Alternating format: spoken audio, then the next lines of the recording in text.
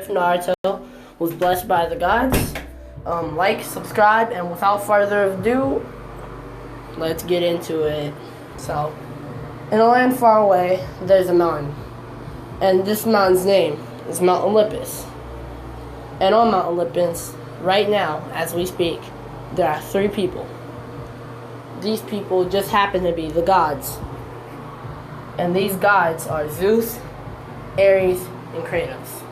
And for those of you who've played God of War, you know that Kratos hates the gods. But here, none of the gods have beef. All the gods are friendly towards each other. So, then, 2 more gods come up to Mount Olympus. Hades and Poseidon. The god of the underworld and the god of the seas. Poseidon will then tell Zeus that he has a very important news. There is a child, more specifically, the child of prophecy. The child that was meant to protect the gods from the upcoming threat that they would not be ready to face. Zeus would say, is this boy a god? Poseidon would shake his head no, telling Zeus that the boy was immortal. Zeus would then have an angry expression on his face. He says, there's no way a mortal can protect us gods from a godly threat. Poseidon would say, it's true. You can ask Hades. He's the one that showed me. Hades is like, what Poseidon says is true.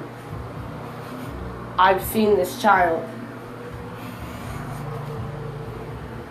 And so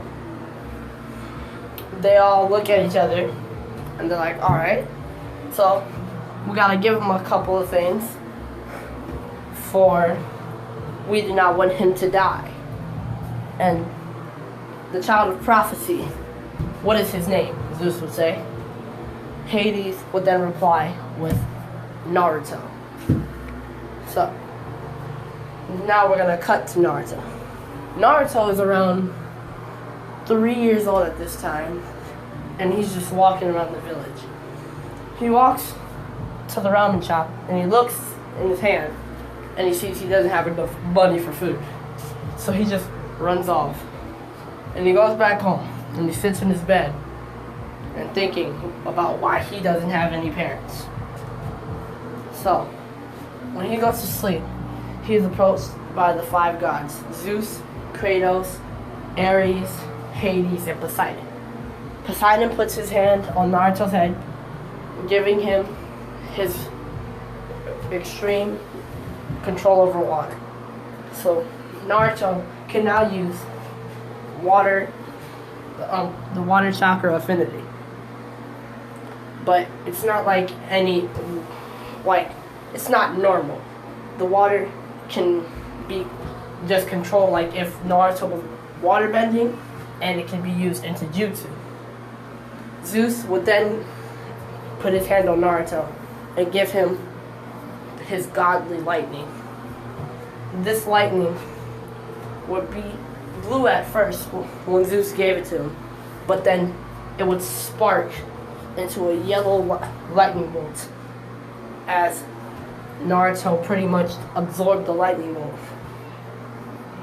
Naruto is sitting in confusion because he sees all these people in front of him, and first, none of them are scared, and second, none of them are attacking him.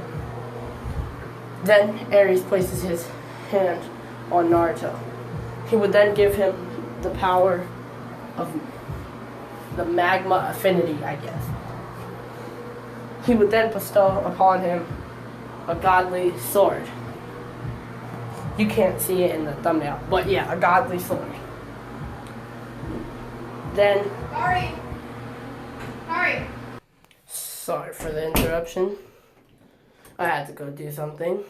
But, a freak, where was I? Oh yeah, Ares.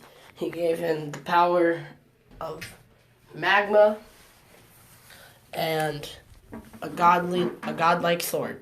It was Ares' sword, if used the correct way.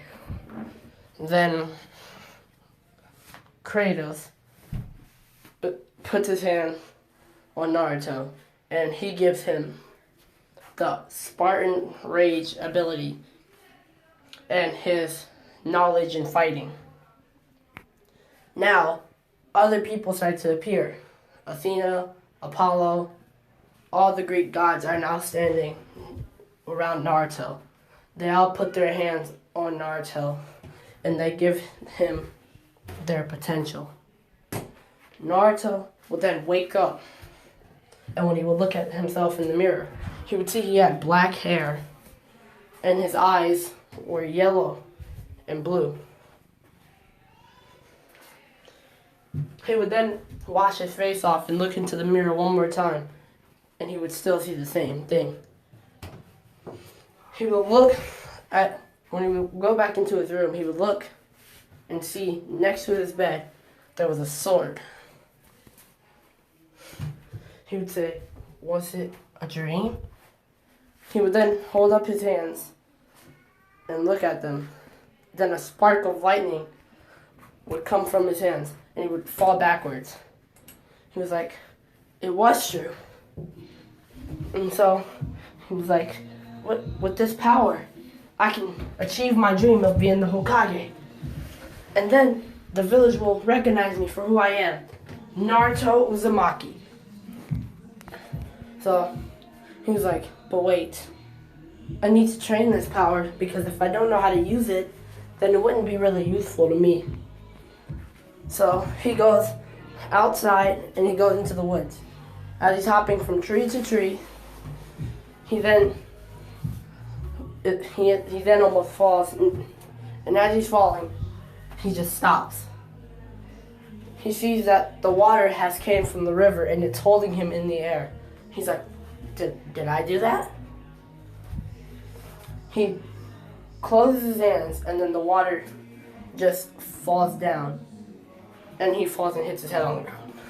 He gets up and starts to rub his head. He's like, I did do that. So he's like, I have water powers as well, huh? So he trains by the water, trying to control it at will, and meditating to remain calm, as he thinks this is the key to his powers, which he's right. And after he's done training with water, he'll then go to the highest mountain, which is not Mount Olympus. Well, it is the highest mountain, but he doesn't go there. And he starts to train his lightning abilities. And he makes some progress. He's able to shoot lightning out of his hands. But other than that, he hasn't been able to do much. And then he practices with his sword that Ares gave him. And he slashes at trees, ducks and dodges, and even slices through wood. So, and Naruto, one day he's walking through the village, and then a couple of Genin that just graduated see him, and like, it's the demon brat. Let's get him. Sorry. That's it. Let's get him. And they start to chase him. Naruto, still not confident in his abilities, starts to run. But the Genin catch him and start to beat him down. Naruto gets angrier and angrier to the point where he bursts with anger and his power just rises. The Genin are scared as they feel this immense energy and bloodlust. Naruto turns around and looks at them.